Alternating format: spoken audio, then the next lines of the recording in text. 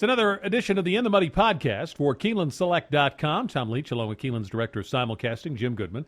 Remember that we did a second podcast this week focusing on Kentucky Downs races. This one will focus on Belmont and Churchill Downs, where I got a crow about a winner last week. Had a $25 winner on Lucky Player, and the exact, I think, was 114 with Asmussen running 1-2. So hopefully that won't be a one-hit wonder, and we can find a few more winners. I don't know if we can find $25 winners, but we'll see.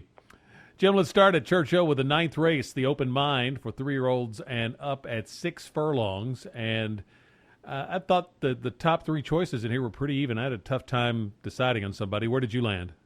Yeah, I did too. I think for a 7-horse race, it's very evenly matched. I don't know what Vuitton's going to do. She's actually cross-entered at a race at Kentucky Downs, so if she's in, I think she's got a shot. But I handicapped it thinking that she'll go to Kentucky Downs. So I'm going to take Flower Spell on top. Kind of a strange race. We're looking at horses that come from Canterbury being my top two choices. So that's what's going to happen. She's the most consistent of these. No experience at Churchill. Rosemary Holmeister comes in to ride, and she's ridden her last 5 times, and she's never run worse than second while Rosemary's ridden her. So I think she's got a shot. Ingrid Mason is kind of an unknown trainer around here, but she's very good in the Midwest. She has horses at Canterbury and horses at Remington Park and sometimes Oaklawn. So I think Flower Spell is my top choice. Janice's Joy is my second choice, the 1 horse, also coming out of Canterbury, ran right behind the horse. So I guess if you like one, you got to like the other. And then Interest Free is my third choice, the 4 horse for Neil Howard and B.J. Hernandez. Had a good run in Grade 3 Gardenia at Ellis last out, and B.J. Hernandez needs some money because he's got a new baby. Oh. Saw a picture of her on my text message yesterday, and she's a rather hefty young lady. So she's a cute thing with a full head of hair. So he needs to win. So I'm going to pick Interest Free maybe as a hunch play ticket. I ended up on Air of Distinction, the 6. Started to go to Interest Free actually, but I liked Air of Distinction a little bit. Looks like this horse should improve second off the layoff for Asmussen. 3 good works since that first effort off the bench, and likes Churchill Downs too. So the 6 Air of Distinction for me. Vuitton the 5, if that one goes here. The 4 Interest Free, the 3 Flower Spell are others I would use, but I will key off Air of Distinction, number 6. At Belmont, 2 stakes races. The 7th is the Grade 3 Noble Damsel, fillies and mares 3 and up at a mile on the turf. And I ended up going with Julie's Love in here. She's got 2 wins at Belmont, which I like. Trainer motion, very good off the layoff, and a horse with a lot of experience at the 1 mile distance, which can be a little tricky. So Julie's Love, for me, the 8 horse here. Devilish Love, the 3, the 4, Love Train, Anecdote, the 6. A lot of love in here, but Julie's Love is the pick for me in the Noble Damsel. Why don't we just play a love trifecta? Love Devilish trifecta. Love, there you go. Devilish Love, Love Train, and Julie's Love. That's that somebody might call that a 3-way, but I wouldn't ever do that. As the Beatles said, the Beatles handicapped this race once. All you need is love. All you need is love. Well, that's easy. I just handicapped it for you. Now, I'm actually going to take one of the love horses. Love Train is my choice with Christophe Clement. Rosario looks like they kind of. What I like is the versatility in this filly, because her last 2 races, one of them she tracked off a 22-1 first quarter, a 6 furlong race at Belmont, and closed and won by 3 3/4. Next time out, Rosario was riding her, and it's a mile race, and they go 24 the first quarter and 47-1. And she takes the lead and then holds on. So I like the fact that she's tractable, that she can take the lead. So I'm going to take Love Train on top.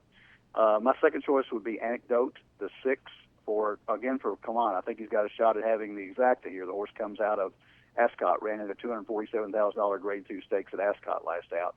The Racing Post ratings are 106, 107, which ought to fit well with the buyer ratings here. And Tokyo Time is my third choice, the 5 horse for Castellano and Shug McGahee. I like the fact that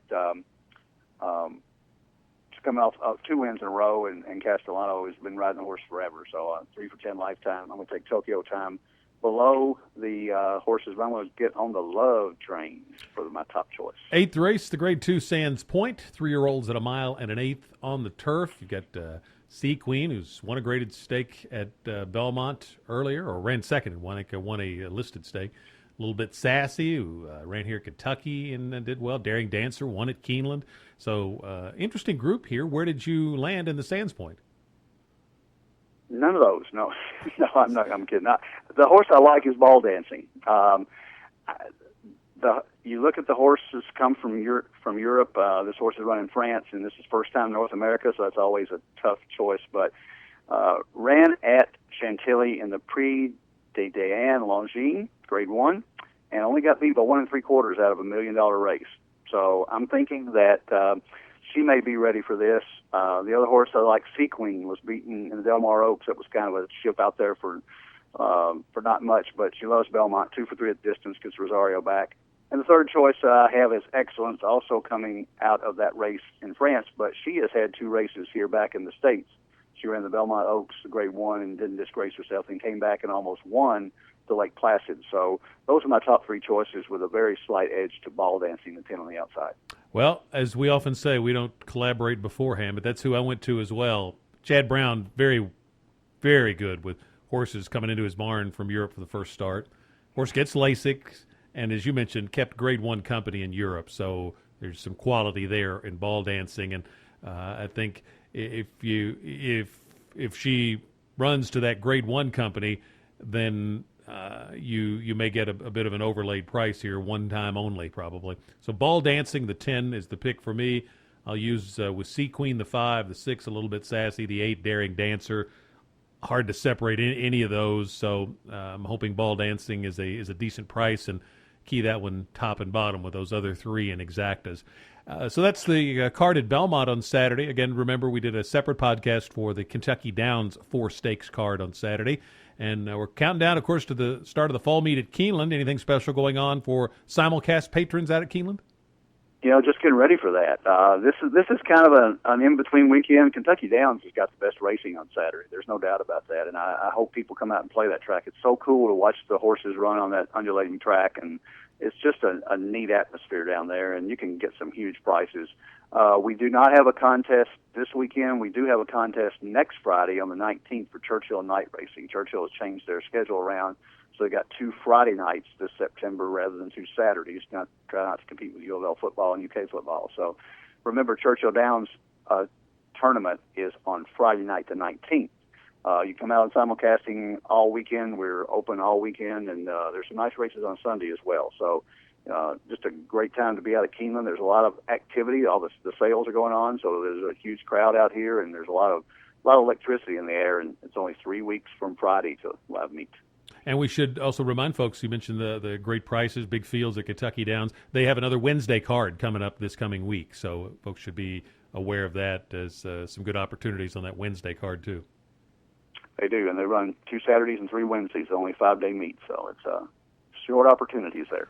All right, Jim, best of luck to you and all our listeners for this weekend's stakes races. We'll be back next Saturday with one more edition of the In the Money podcast for KeenelandSelect.com.